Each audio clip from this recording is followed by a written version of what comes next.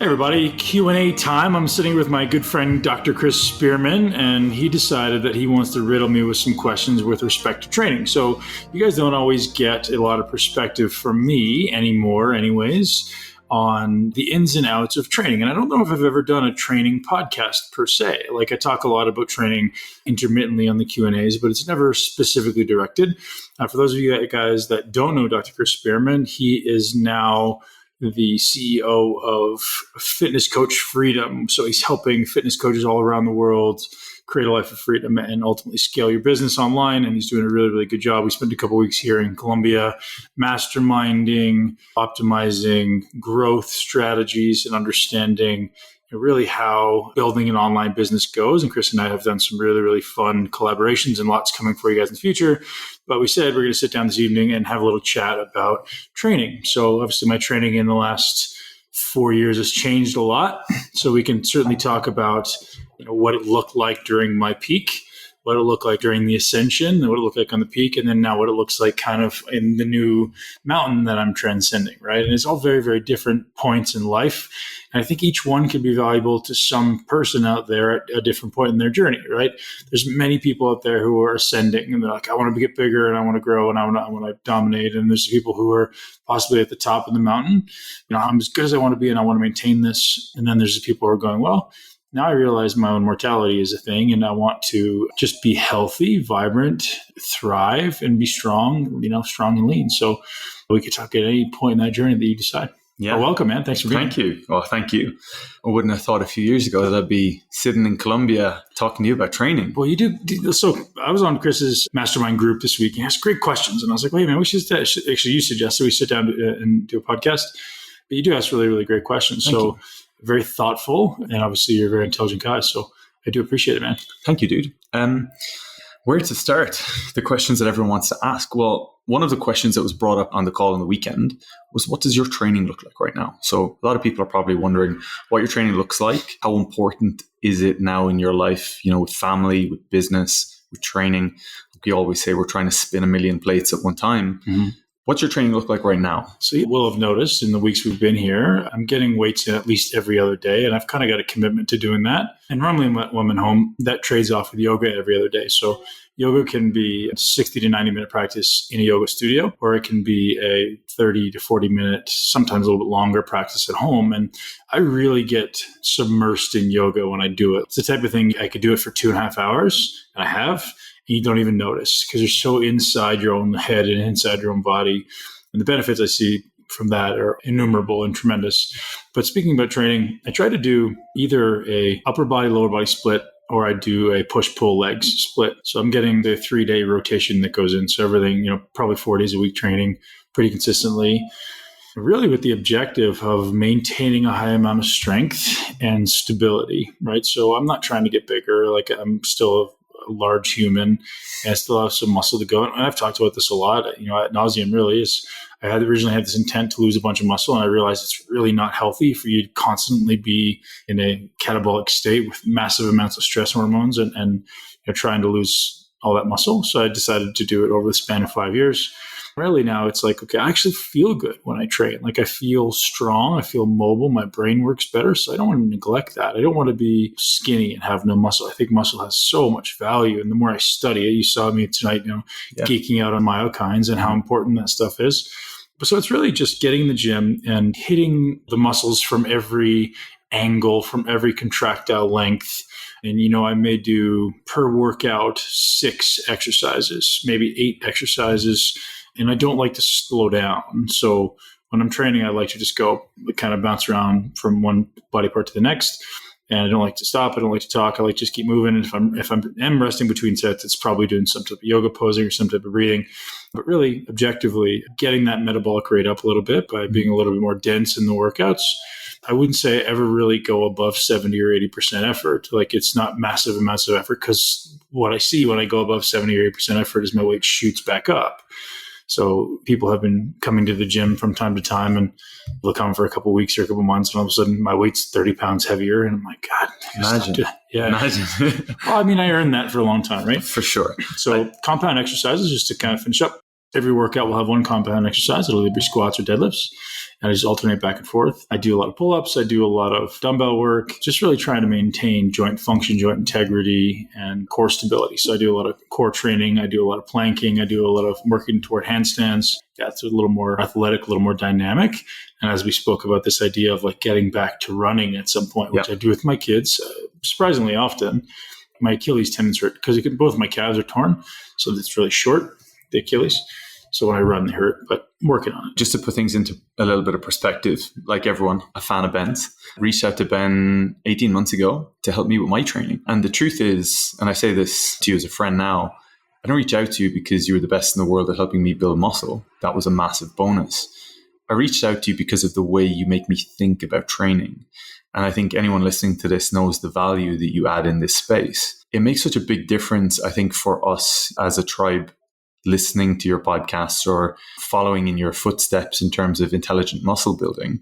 But putting it into practice is actually a completely different skill set, something that admittedly I'm getting better at doing. What advice would you give to people out there who they watch what you do, they listen to the content you put out, they're really making a conscious effort to focus on intelligent muscle building and going through proper exercise execution, but it takes time. You have to be patient, right? And so I can go off on that for a long time. And you asked the perfect question, actually. So one thing I didn't really touch on in my spiel as to how I train now is I'm very conscious of joint function and muscle function, right? Because if I'm going to live to be 120 and still be vibrant and athletic and feeling great, I need all of my muscles to work really, really well through their full range of motion, all my joints to work really well through their full range of motion. So that doesn't mean I need to lift 600 pounds above my head or, do a 600-pound squat. What that means is I need to be able to create a fully lengthened muscle, create contraction in that position, and ultimately move load through that range, right?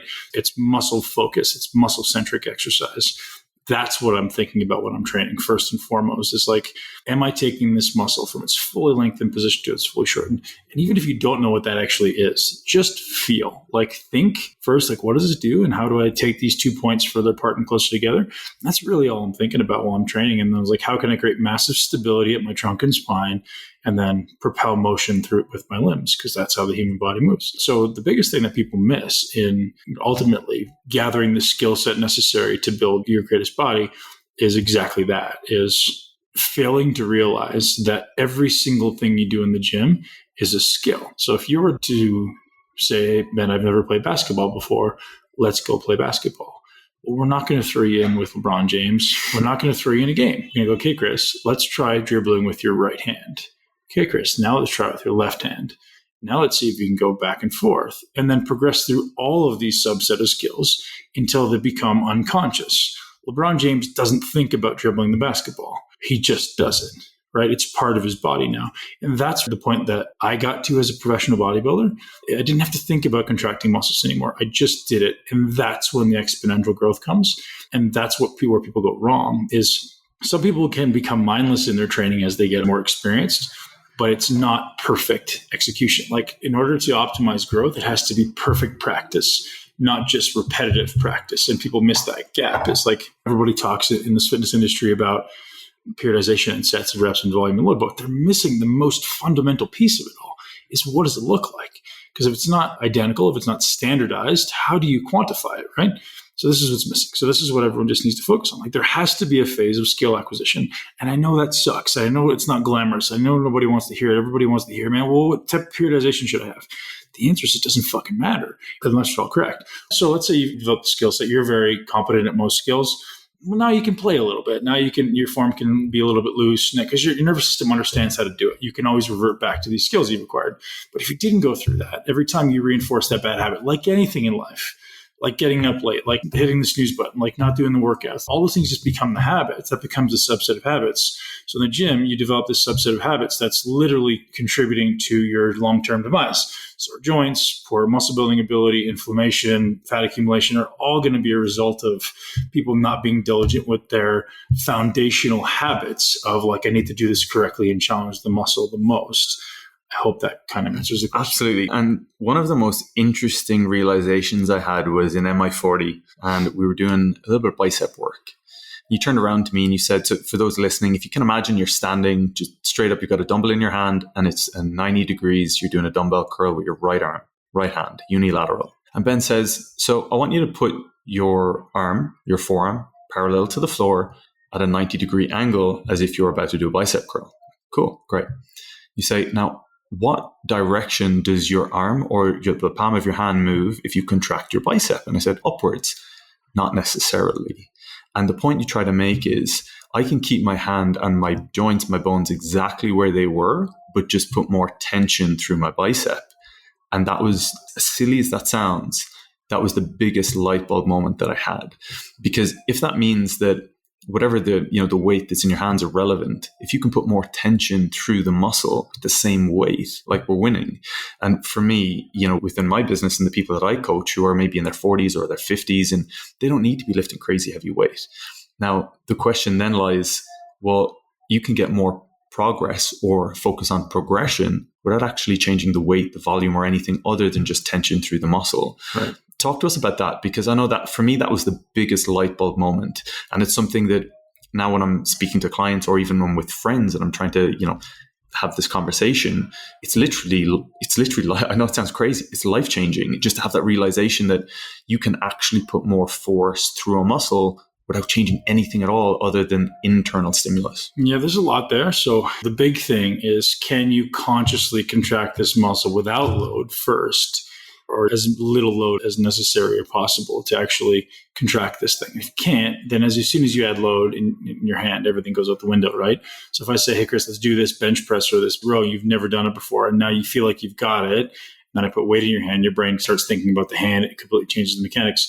There's a lot there. But objectively, learn the motion first, and then thinking about how can I, like you speak, if we have 40 to 50-year-old clients, objectively, how do I make it as hard as possible for this muscle? And for listeners at home, think about that. So if I said I wanted you to do a rep, one single rep for your bicep or whatever muscle, and we wanted to make it as hard as we possibly could, well, what does that feel like?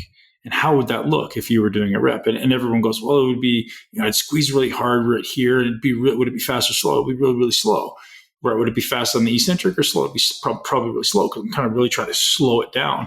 So it's this concept of like acceleration and deceleration with the muscle. So I have a load in my hand or a nominal resistance, and I'm trying to accelerate with the resistance, and I'm trying to decelerate with the resistance. But I'm also, this may be complex, but if the bicep is contracting, I also have the ability to use the tricep as resistance, this internal tug of war.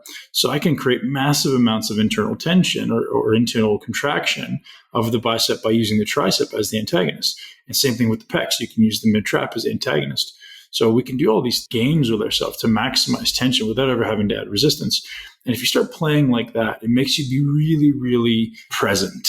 And that, I think, is the greatest gift that exists in training, period, is this synchronicity or the synchronization between body and mind, and actually being present in our body, as we spoke about last night when we did our meditative walk in the rain.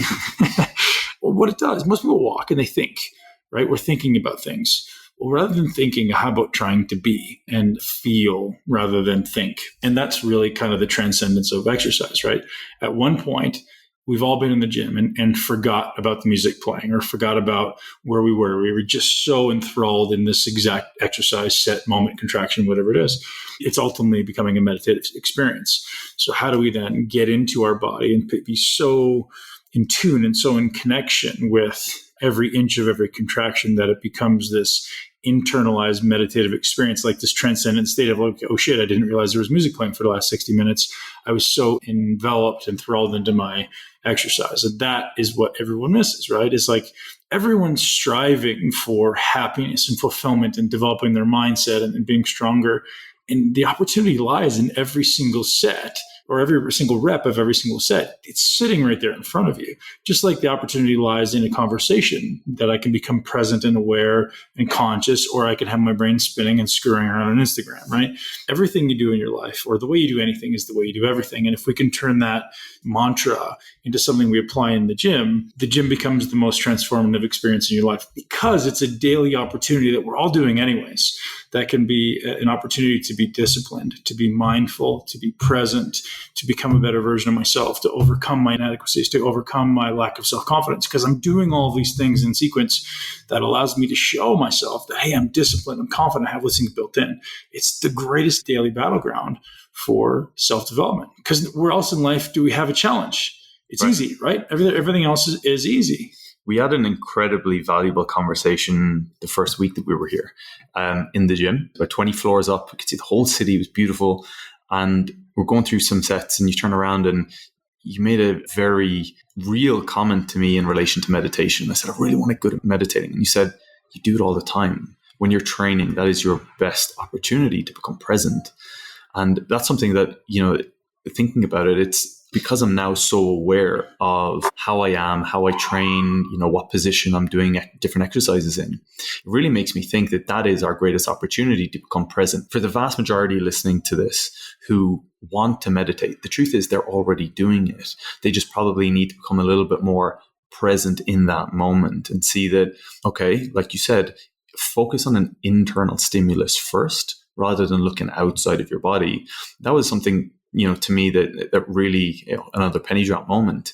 What would you say to people out there who really want to meditate and they're listening to your podcast all the time? And I know there's a lot of them are my crew that were on the Zoom call last weekend and they want to meditate, but the truth is we're already doing it. What would you say to those who probably just need to become a little bit more aware and a little bit more conscious about their training first and then focus maybe on meditating or breathing afterwards? I think it's just about in every rep you do, just becoming present inside every aspect of your body. So it's starting with, most of the time you see me training, maybe not here, but normally my barefoot, right? I've been doing it here a little bit. So it's like, how does the ground feel like? And I'm really rooted into the ground. So I'm creating stability and I'm kind of creating this anchor all the way up through my body and I'm feeling everything. And I'm so just present in that.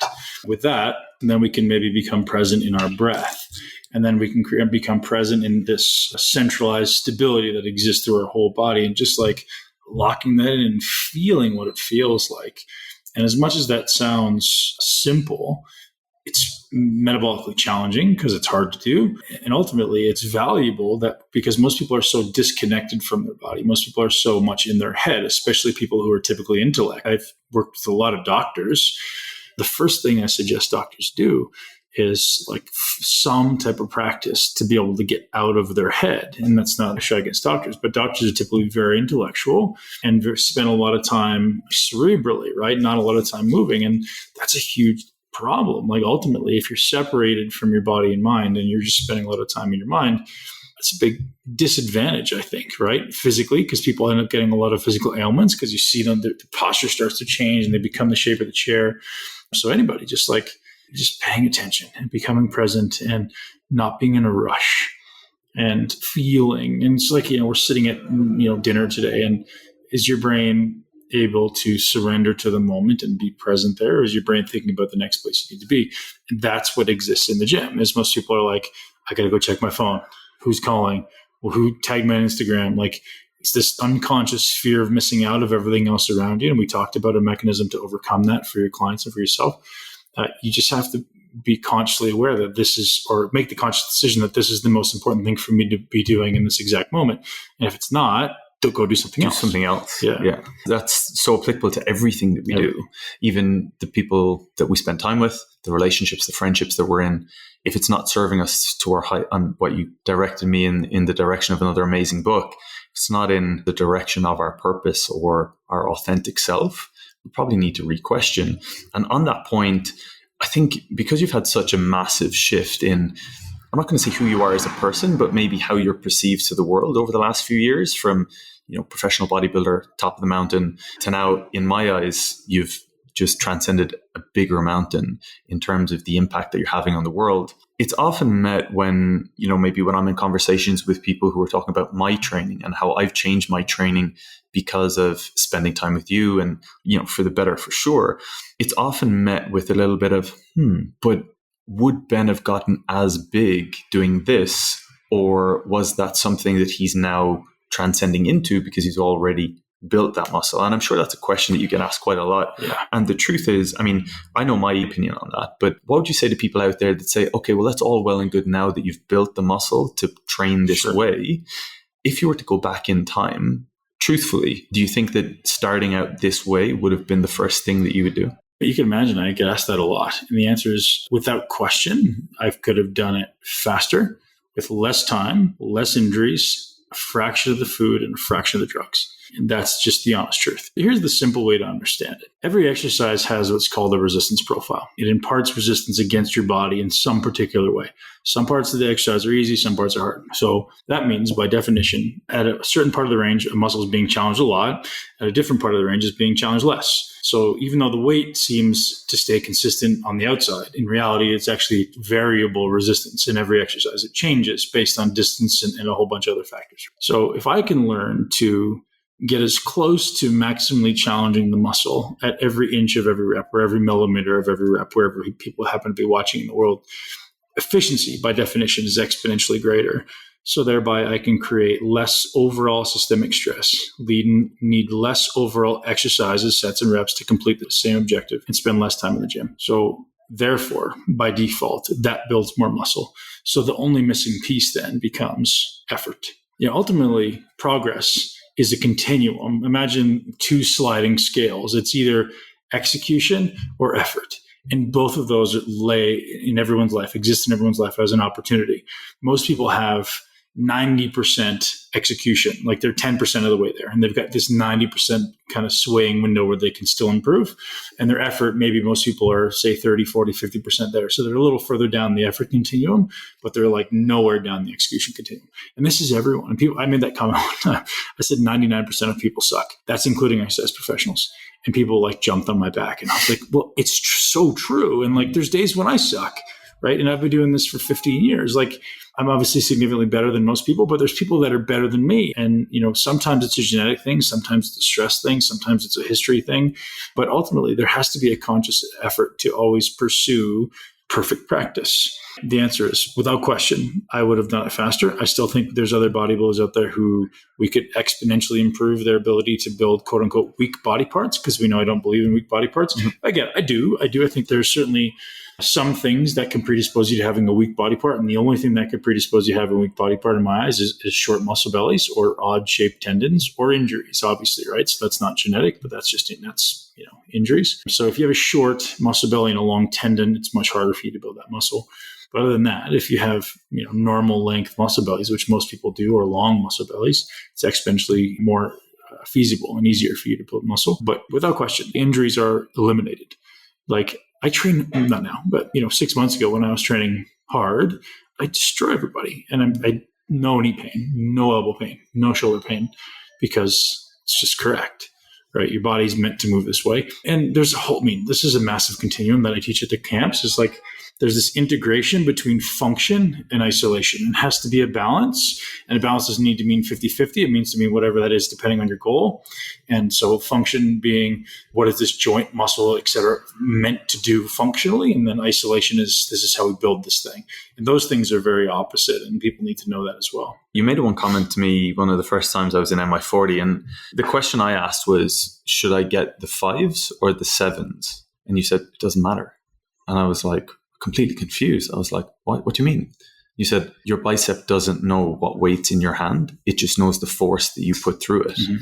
And that's something that I speak a lot to my crew when we have exercise days, or I go through some sessions with some clients, and it's so true. And for people to think, okay, well, I've written X in my logbook, but if the amount of force that you're putting through that muscle is 70% of the last set with the same weight, right, it's not progressive overload. Right. So at some point, load matters for sure. But in order for it to matter, the resistance and the execution needs to be, sorry, not the resistance, the execution needs to be standardized. Mm-hmm. The simplest way to understand this is it's all ratios. If I'm doing a flat dumbbell press, and this is an example everybody's heard, I'm doing a flat dumbbell press for my chest, and my hands, I'm laying on my back, my hands are directly over my elbows. Let's say that's a relative like 10 inches away from my shoulder joint. And I do 10 repetitions with that exact same hand placement. Hand stays directly over the elbow. I do 100 pounds, 10 reps. So then I go, okay, well, that was easy. I want to go up to 110, which is what everybody does. And they go to 110, maybe they go to 120. Let's say they go to 120, they increase the weight by 20%. But when they go back to the execution, instead of having their hand over their elbow, they come in, say, 3 inches from their elbow. So now the hand is 3 inches inside the elbow, closer to the shoulder joint. Well, so now we've decreased the distance by 30%, right? So, okay, so I've increased the load by 20, but I decreased the distance by 30. by definition, the equations for torque, I'm doing 10% less work on my pec than I was with 100 pounds. Yeah. So like, okay, progressive overload. There's an interesting distinction there when you say distance, and this was something that you speak about in the camp very well, is that distance for most people listening to this is the range of motion. It isn't. No. It's the distance between with a force and the fulcrum of whatever movement. Stationary distance. Right. I mean, distance obviously changes throughout the rep as you're moving. It's a more complicated concept that we can teach here on a podcast, but it's this concept of moment arm. So if anybody really wants to geek out on it, look up moment arm, and it's effectively the perpendicular distance to the axis. It's from the line of force to the axis of rotation. And I'm not going to try to explain that in words when it's just in 30 seconds can be explained if somebody says to Google it. Look up moment arm. Or come to the camp. Or come to the camp, yeah. We do talk about that. Yeah, absolutely.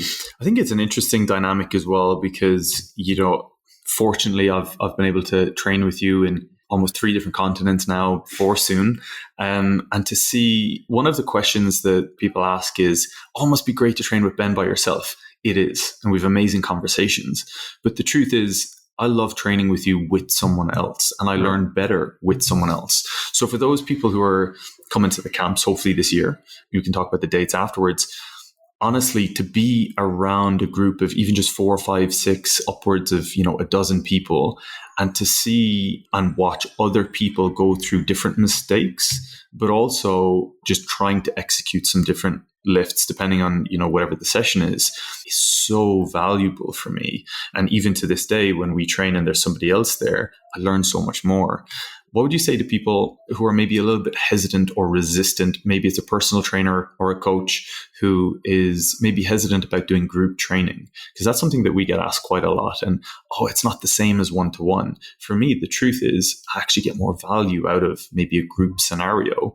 How do dynamics change? And in the camp, I think that's something that you highlight really, really well. Yeah, I think it's challenging for someone who's more advanced, but perfect for someone who's, in the first few years or in relatively low-level beginner, because the more advanced you get. If I'm working with a Mr. Olympia competitor, their stuff needs to be very specific to them. And most people, they just need to make sure they're moving with control and they're moving through ranges of motion that their body can handle and through their active range of motion. And so I think there's certainly value in doing group training for people who are, let's say, in the first 5 years of training, or at least low training age, meaning you could have been training for 20 years, but it's kind of been on and off.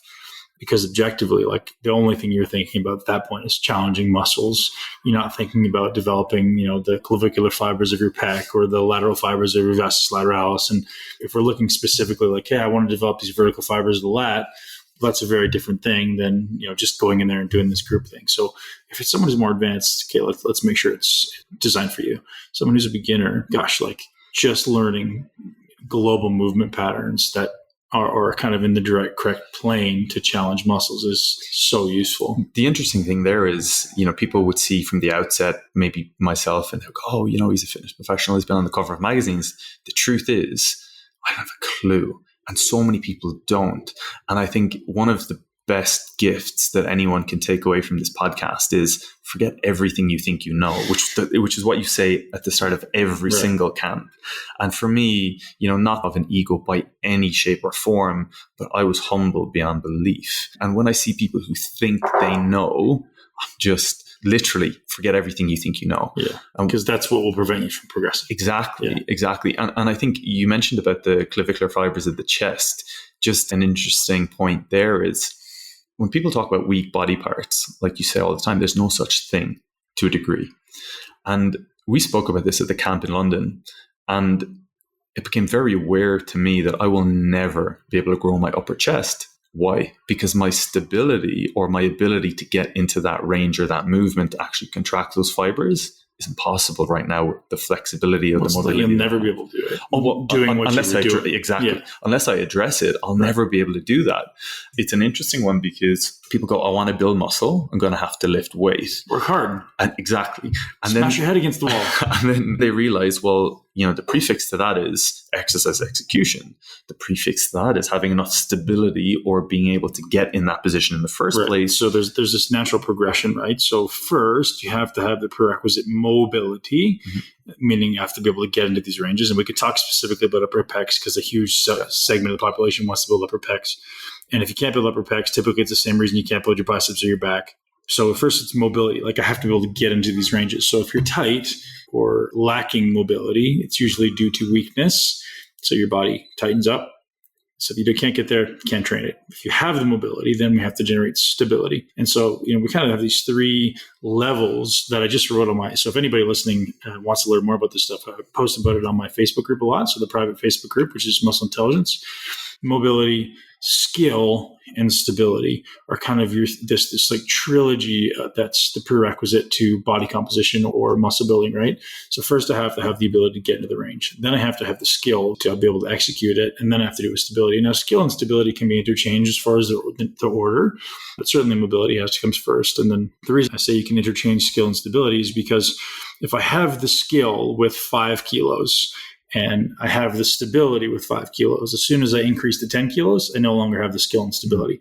So it's this graduated thing where I have to kind of progress up, and it's like, always kind of weighing which of these is the thing that's going to break, and then always checking in on stability, because ultimately one of them is going to cave, and great, now let's spend more time on training that one. So skill is typically trained in higher rep ranges, so 15 to 20 reps, or slightly lower tempo. So we just spend a little more time in those positions.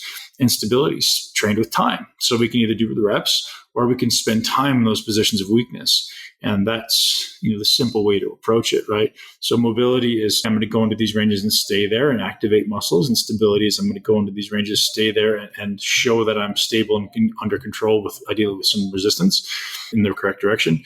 And skill is obviously going through a range of motion with some type of resistance over time. I was absolutely thrilled to bits when we started working together. In a very short space of time, I got in the best shape of my life, did the shoots that I planned to do, got a bunch of covers, absolutely thrilled. I was like, great, now I can focus on progression.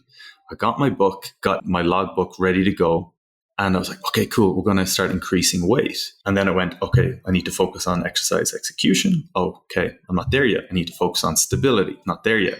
Now I need to focus on mobility. And for me, it was literally a case of unlearning everything that I felt I knew. There's so much value, I think, for people out there to just become a little bit more humbled in their approach to muscle building. Where would you suggest a lot of people go to learn those fundamentals if they can't maybe come to the camp? Yeah, that's the best place. Obviously, learn directly from one of the coaches, but there's a pretty simple, I don't even know that it's all that difficult. I think it's relatively simple. I think the problem is most people are afraid to commit. Most people like to stick their big toe in and go, I'm not really getting results.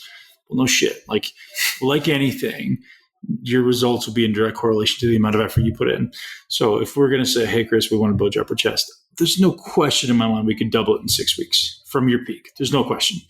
But how diligent are you going to be? So, we have this guy who just moved into Tampa to spend some time there working with us. And he came in and he's expecting to get crushed. And what do I tell him? Go outside, walk, breathe, meditate. And why? Well, because this is what you need to do.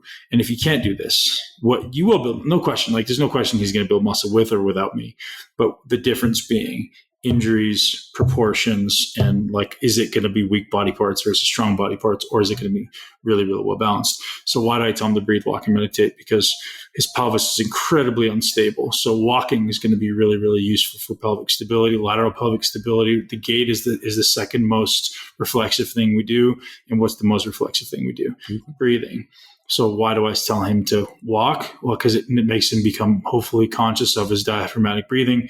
And why do we do a breathing practice? Because I need him to have an expansive breathing practice to really allow the muscles that envelop the rib cage. So obviously the diaphragm is a big part of that. The intercostal is a big part of that. The serratus is a big part of that. The pecs, the lats, all those muscles over time. If think about every muscle in the body, it lengthens and shortens. And if over time you don't use a muscle, it's kind of this use it or lose it principle. So if I don't use it, those muscles just start to tighten up and the atrophy, and eventually they're starting to impede our ability to breathe. So our breath cycle becomes very, very inhibited. It becomes very short. we breathe up here into our chest rather than down to our diaphragm. So what does that mean for building muscle? Well, as those muscles start to constrict to contract, it limits your body's ability to flex and extend your spine, rotate your thoracic spine. So all these muscles become limited. Now I can't, the thoracic spine is the prerequisite for getting my hands above my head, for being able to retract my scapula and keep it back and down. So if I'm in this constantly flexed thoracic position, now I can't keep my shoulders back, right? I can't keep my spine extended. Therefore, I can't build my upper pecs, biceps, and lats. So until I can get my thoracic spine moving, my ribs moving in this kind of natural expansive rhythm, can't build muscle. So this guy's very young. We're not on a short timeline. But in order for him to lay the foundations for long-term greatness and success, breathe, walk, meditate. And I said to everybody, if you can't do that as the foundation of your fitness, you don't stand a chance. There's such a massive emphasis in the camp and in the way you speak, and even on last weekend's call about breathing. For a lot of people who are maybe a little bit naive or, they aren't overly aware, like you said, what are some of maybe the smaller, simple exercises that people can do? I know when we spoke about me meditating, you said, just sit and breathe and be conscious and be aware and be mindful of your breathing. And truthfully, I'm not just saying this, it's made a massive difference even in the time that I've been here. What other tips and tricks can people use in terms of, being aware of their breathing or even just how they think about breathing? I think what you just said there is the key, is think about breathing. And most people don't, and that's okay. But so I actually tell this to my clients a lot. So most people have a physiological response to stress, right? So if you get stressed, if I were to subject you to a stressful situation that you've experienced somehow in your past, you have a physiological and a psychological response to that. So psychological response is your brain starts thinking about something. The physiological response is your body starts doing something, right? So whatever that stress is for you, you have a pattern inside your body. So like a posture or a breathing pattern that automatically becomes triggered every time you go back into the situation. So maybe it's your parents, maybe it's your spouse, maybe it's your job, maybe it's whatever. So it becomes this physiological pattern. The physiological pattern then becomes the psychological pattern, right? So it's this chicken or the egg scenario. So if I walk into a stressful situation, my breathing goes up into my chest. All of a sudden, my body switches into a sympathetic nervous state, and my brain starts going into like that fight or flight reactive mode, just based on this physiological response. What I suggest all my clients do is every time you are able to become aware of a stressful scenario, you have a trigger. And your trigger is, I know I'm stressed. What's my solution? What's my coping mechanism? Take the longest exhalation you could possibly take and try to get 10, 20, 30 seconds. One breath, exhale. That's the foundation of learning to get out of your head, get out of your chest and into your diaphragm. So that'll take you out of your head and into your body, and you can immediately come out of stress. That's the greatest coping strategy that exists in the world. Simple mechanism that people should be doing preemptively is just paying attention to the duration of your exhalation being slightly longer than the duration of your inhalation. So the inhalation is the inhalation or the breath of the sympathetic nervous system. So if I go, I inhale, it's like the breath of panic, right? It's my body's getting ready to fight or flee. If I go, exhale very slowly, it's the breath of relaxation. And that's the same on every inhalation and exhalation. So if I can train my body to become more centered around longer and extended exhalations, all of a sudden my brain works a little bit better. And all of a sudden my muscle tone comes down a little bit. My stress is down. My anxiety goes away. And that becomes my default day to day. Whereas if I'm constantly on spending more time on the inhale and forcing my exhale, I have no sympathetic tone in my vagal nerve, no parasympathetic tone, and a whole bunch of sympathetic tone in my nervous system. So my body's always in this state of high muscle tone, fight or flight, high blood pressure, anxiety in my brain. And it's so simple to shift it. And do we all get guilty of it? Like we get so caught up in like having to do things, and we've been guilty of this, right? It's like, how can you just learn to relax? And sometimes stress is the greatest thing to ever happen to you because it makes it necessary for you to become aware of this. So rather than being anxious or angry about your stress, say thank you for creating this awareness that I haven't been paying conscious attention to my breathing, my walking, my meditating, which, as I say, is the foundation of your greatest life. And the irony is that if you're aware that you're stressed, good, right? That's it. Like if you're aware that you're stressed, good, because like you said, then you can actually, well, you have the ability, whether you do or not, to address it is a different question. It's not a character trait. True. It's a state. You don't have anxiety, you get anxiety, and you can fix it in seconds, just like anything else. You can change it. And I think that's a very empowering statement for people to understand. You're not a victim to your psychology. You can change it. You just haven't learned the steps yet. And this is what we're walking you through. And I'm not sure how this training conversation turned into the psychological stuff, but it often does, right? It's valuable. Yeah. It's valuable. And I think when you look at things like in terms of fight or flight, changing your breathing so that you, let's just say you're doing a max lift or you're doing your last all-out set, being able to have that switch, that superpower where you can literally change your breathing and change your whole physiology based on your breath.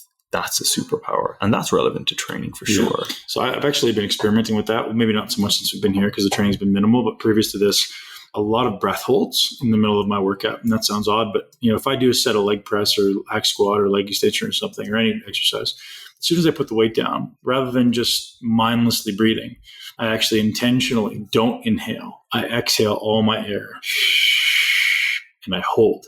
I hold on the exhalation. And I'm trying to hold as long as I can.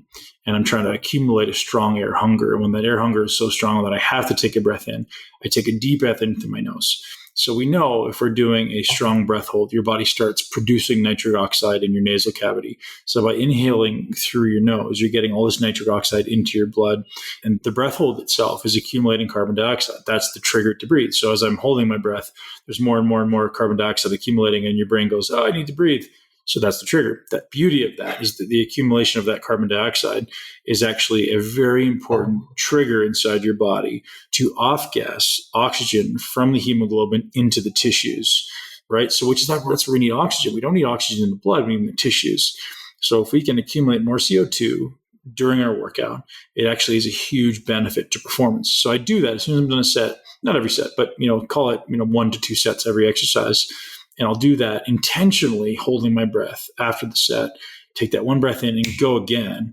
And I'll get an extra 2, 3, 4 reps, even though I had failed on that previous, when I finished that set. So I don't hold my breath for longer than 10 to 15 seconds after a set. And I'm going again. And in 10 to 15 seconds, I'm getting an extra 30 to 40% output. That's huge, just from a breath hold, just from some nitric oxide. It's massive. So that's, again, if you want to talk about ability to improve work capacity, it's huge. And breath holds are also sympathetic. So it's actually going to be contributing to that sympathetic arousal, which you need to get more output. What blows my mind is, from becoming a great friend of yours and speaking now to people who you've trained with in the past, I'm very aware that you are one of, if not the hardest training bodybuilders that there was, at least in the last decade. What scares me is how things would have maybe panned out, not in terms of trophies or titles or anything like that, but if the knowledge that you know now, you would apply 10 years ago, which is why, for example, when we talk about people who are in your realm or in your circle now, make full use of the knowledge that you're sharing. Because if you can have both of those things, it's a superpower. I don't even want to know how big your legs would be now, even, when you were competing, if you had applied these principles. But I think it would have been a balanced thing, right? You would psychologically more balanced. I think so.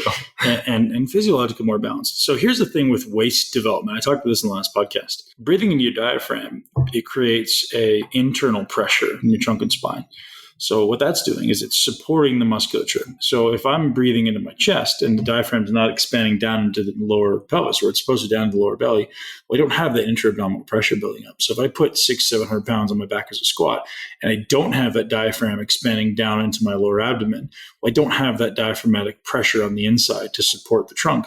So what's necessary on my spine then? Those muscles have to work exponentially harder. So I think the waist is going to grow more, right? If you're not consciously being able to breathe down into your pelvic floor, floor, I think it's actually taking away from your ability to keep a nice small waist. And that's the first thing I teach everybody. If you want to decrease the size of your waist, and that's what I did in my final year, just had a really, really diligent breathing practice, like every day. I did probably multiple times a day. Like once a day is probably not true.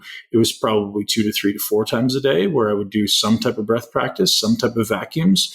I was pretty neurotic about it. I mean, I probably could have been, if I'm being honest, I was probably a 9.5 out of 10.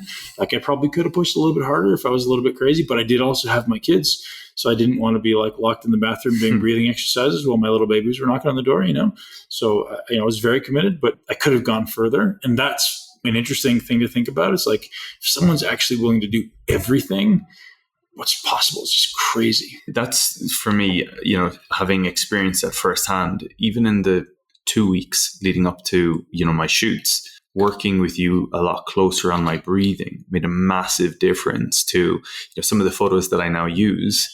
I'm like, yeah, it was probably 10% of that was down to the breathing that we did in the last few weeks. It's so significant. Like I can't state how significant it is in waist control, in size of your waist, like without question. Anyone who thinks they have a thick waist, you just don't have breath control. I know, right? Yeah. There's not like I'm guessing. Like if I look at you and you have a thick waist, I already know you have dysfunctional breathing.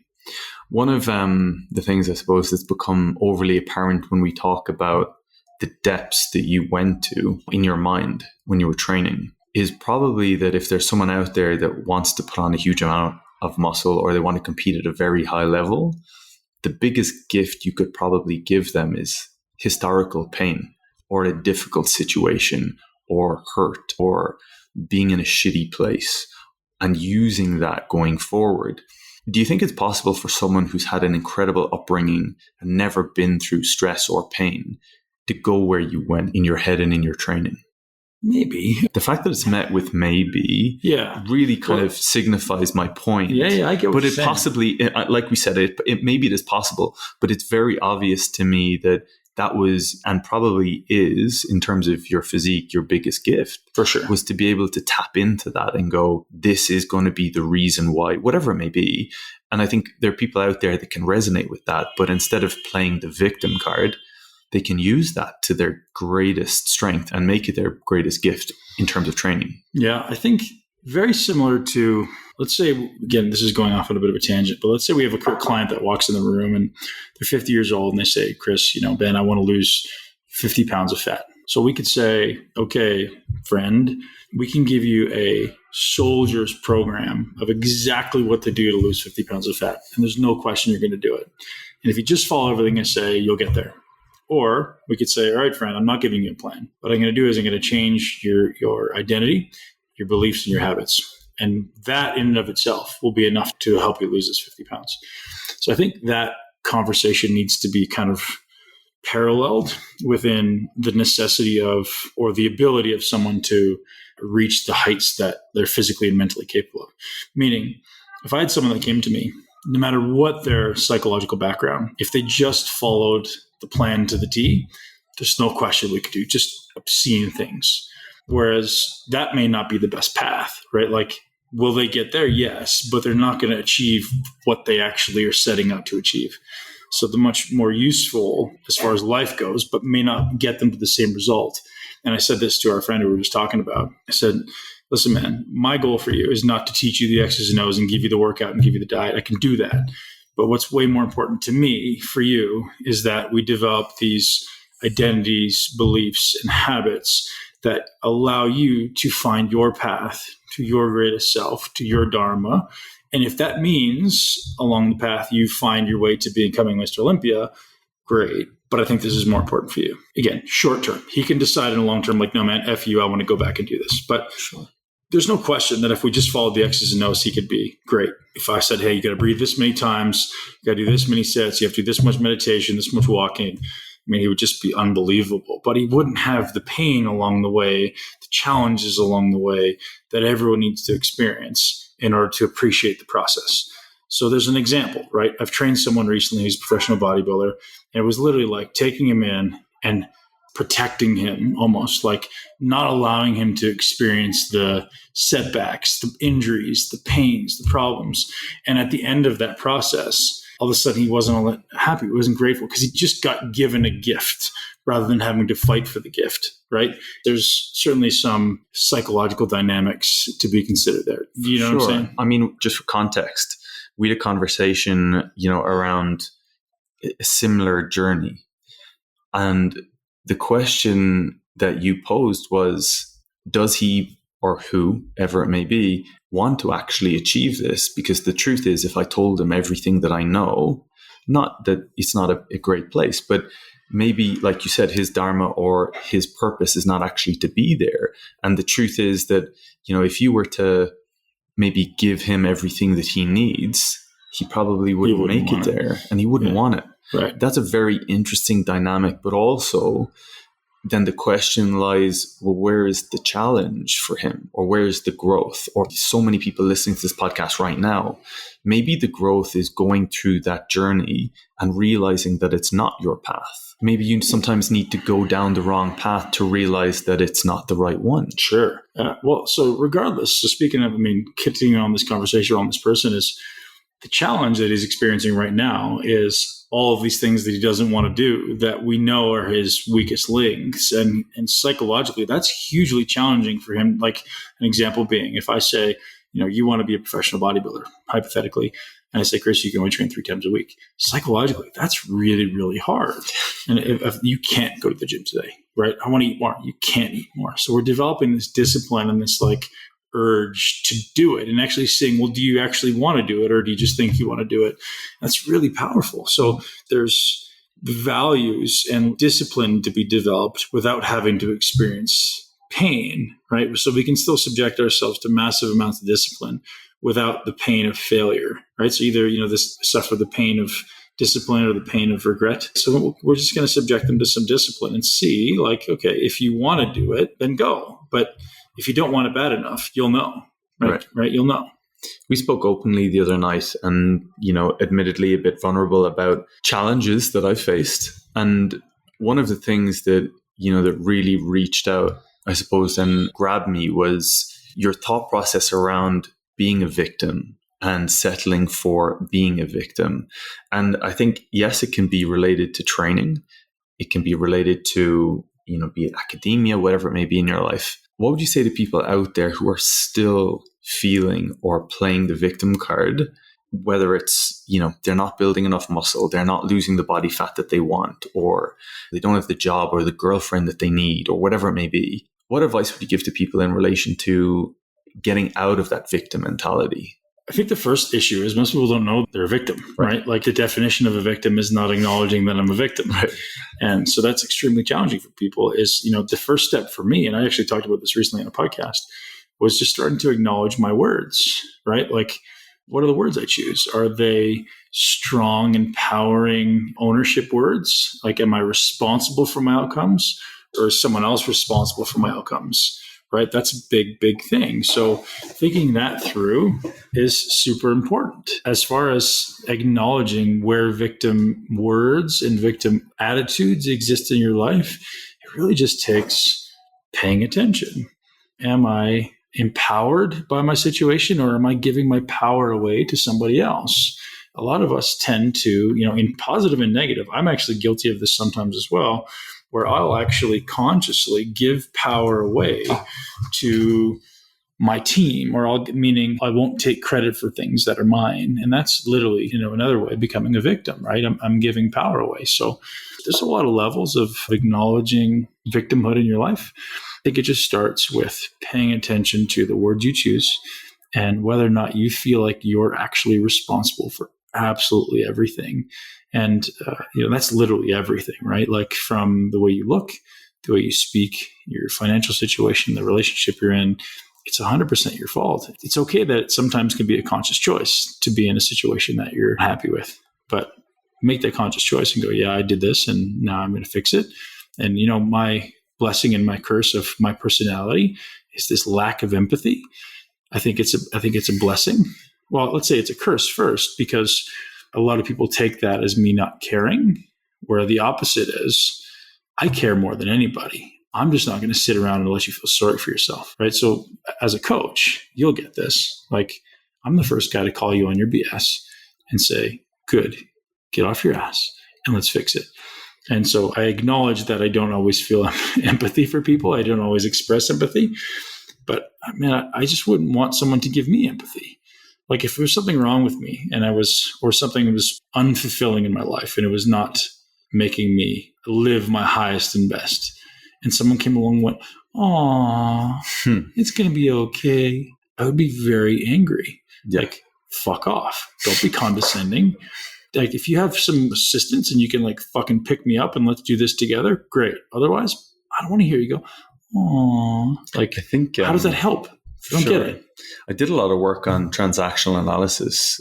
We spoke about this before, and looking at the psychological or emotional game or triangle that gets played when someone pulls you onto a victim triangle as a rescuer. I think more than anyone I've met, you just don't facilitate that. And from a client of yours, it's so important as a client to have a coach who doesn't do that, who doesn't allow you to play the victim, who's not enabling. And it's something that I've really tried, because being very honest, I feel like wrongly, I would facilitate the victim mentality because I feel like that's, me being a rescuer and I want to help people. And I've realized that it's detrimental to my client's achievement or their goal. And I think sometimes it's met with a little bit of, when I say you're playing the victim here, I don't want to facilitate you doing so. I think a lot of people listening to this for sure, and them being your tribe, won't fall into that demographic of playing the victim. Everybody does, man. Everybody does something in life, right? It's not like a character trait like I am or I'm not. It's certainly situational. So one thing I do for people who are having hard situations is I call it holding space. I say, if you're having an emotional moment, I'm just going to let you know. Like, I'm going to let you go through this, and I'm going to stand here and wait. And when you're done, you let me know, and I'm here to support you in any way you need when you're done. Because I don't want you to repress it, right? We talk about this, like repressing is this idea of like sweeping the dragon under the rug. We don't want to repress it. We don't want to bury it and like turn on the music and pick up our phone and call somebody and like, no. Let it express. Let the emotions express, whatever that happens to be. And I'm not going to perpetuate it. I'm just going to sit here and say, when you're done, let's take action. As soon as you're done, let's break the habit and let's take action, right? That's just some skill that I've acquired. Hasn't always been that way. Hasn't always been that way. But I just realized, man, like what I would want is rapid, immediate, drastic action, like toward fixing it. Like, what can we do right now to make it better? Not, let's sit and do all about it for the next 3 days. Okay, like clinical depression aside, right? Because that's certainly a real thing that I'm not an expert at. If you're just being a victim in something, like, good, what do I do to fix it? And sometimes you don't have the ability in that moment to fix it yourself. You're in the sea of emotions and you're in the sympathetic overdrive and you're like, I don't know what to say, I don't know what to do. So you need that person who's strong standing there beside you to say, this is what we're going to do. And we'll do it together. And for sure. Yeah. Ben, I can't build muscle. Then come to the camp. Right. Do it. Right. And the truth is, I know, we had trained and been working together for a number of months before I came to the first camp. Blew my mind. Honestly, blew my mind. And, I was like, oh, yeah, I'll come along. Thank you for the invite. We'll go. It'll be great. But I've trained with you one-to-one. So, it'll just be good to spend time with you and spend some time with Jordan. Blew my mind. Absolutely blew my mind.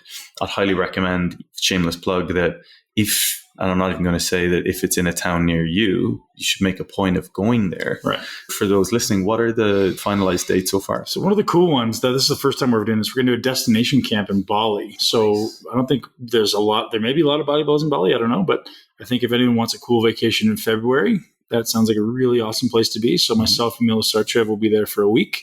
So one thing that's really interesting that people have been asking me about since I posted this is the camps are going to be 4 days long. So one day, if you just want to attend one day to see if it's free, you can do that. Obviously, less of an investment, or you can do all 4 days. So the first day is just seminar, just talking about all this stuff. And days 2, 3, and 4 will be 2 workouts a day. Mila Sarchev and myself leading those workouts. Now, if you don't know who Mila Sarchev is, look him up.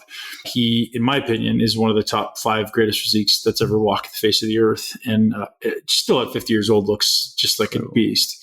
He's absolutely amazing. And one of the guys I looked up to most, for sure. I mean, I was 15 years old when I first saw him. I was like, this guy just looks perfect. He has the perfect physique. and ultimately became one of my great friends and my role models. And now I'm super excited to be able to go on tour with them. But so one thing people have been asking is like, hey, are you guys going to do a business mentorship day? I was like, well, that's interesting because, probably 75% of the demographic is trainers. 25% is certainly not trainers. So if someone's not a trainer, you don't have to be a trainer to come to this class. You just have to be someone who's really interested in optimizing your physique and understanding how the body works and all the little intricacies and tricks and tips that goes into it. So if anyone's interested in doing like a one-day business event, a mastermind teaching how to grow an online business, we can do that as well. We're doing Dubai, which is the last weekend in January. You can find that at DubaiMuscleCamp.com. We're doing Sydney, Australia, first weekend in February. You can find that at just musclecamp.com. We're doing Melbourne in Doherty's gym, and we're doing that in the second weekend, 13th through the 16th in February. And then the next weekend, we go straight to Bali, and that will be the 20th through the 24th, I believe, 20th through 23rd in Bali. So those are all available on musclecamps.com. So content-wise, Milos is going to be teaching most of the muscle building stuff. And I'm going to be teaching all the other stuff that goes into muscle building. So the mindset, the stress management, the nutrition, sleep optimization, and things like that. Amazing. And there's one in Tampa in March? There's two in Tampa, actually. Right. So again, I wasn't going to do any in the US because I travel a lot. But we've had so many people ask that we decided to launch two in Tampa, which will be the 26th through the 28th of March. And the 26th through the 28th, I believe, of May.